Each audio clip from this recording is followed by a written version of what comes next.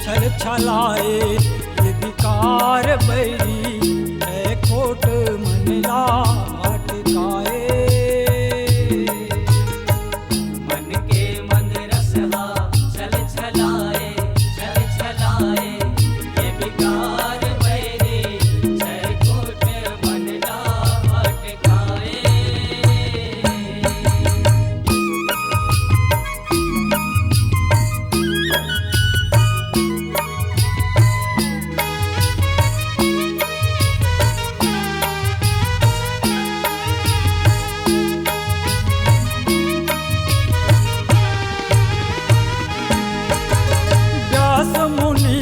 मुखले वर्णन देवी पुराण बताते हो। शुंभ निशुंभ पाताल के दानव धरती माँ चले आते हो। धरती माँ चले आते हो माया, धरती माँ चले आते हो। रक्त बीज संग धूम्र नयन है चंड मुंड अघवाते हो। ये छे बैरी धरती माया के उत्पात मचाते हो। बड़े उत्पात मचाते हो माया, बड़े उत्पात मचाते हो। काम क्रोध मद मत्सर लोभ मोहाए ये विकार बैरी है खोट मनला भटकाए।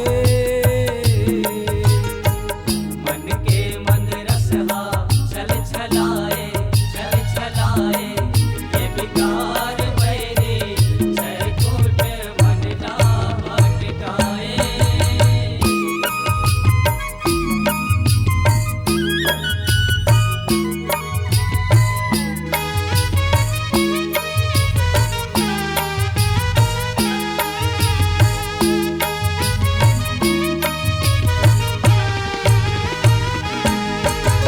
शुंभ असुर है मद के मूरत निशुंभ मत्सर के मारे हो।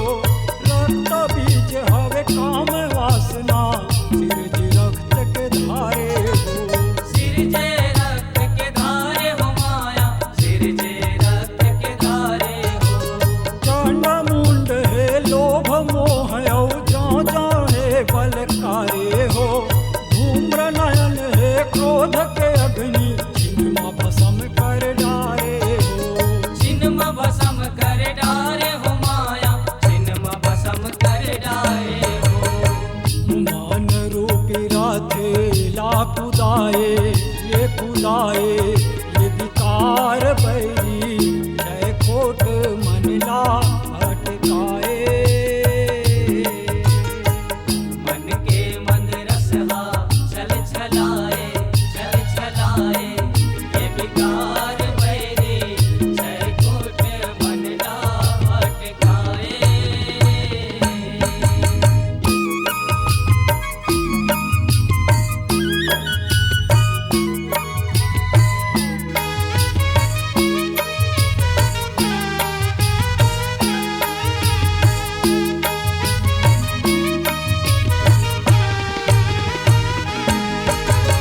क्रोध रूप के धूम्र नयन है रणमा गरजे भारी हो। जग जननी जग मारे हुकारे दानव हो बेखुआरी हो। दानव होगे खुआरी हो माया, दानव होगे खुआरी हो। चंड मुंड जब रण माता हरे मार दाई किलकारी हो। काटिस मुड़ला लोभ मोह पे कोई गिलहो के धारी हो। वही के लहू के धारी हो माया, वही के लहू के धारी हो। चंड मुंड के मूड़ी हे कटाए ये विकार बैरी है खोट मनला भटकाए।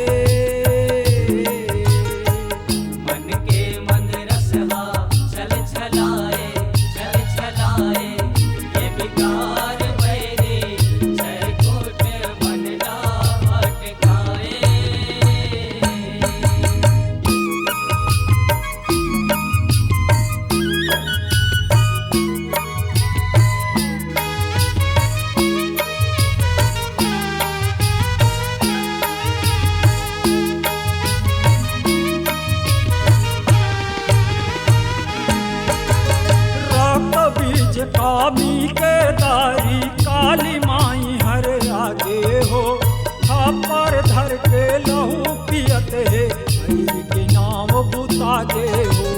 वैर के नाव बुतागे हो माया, वैर के नाव बुतागे हो।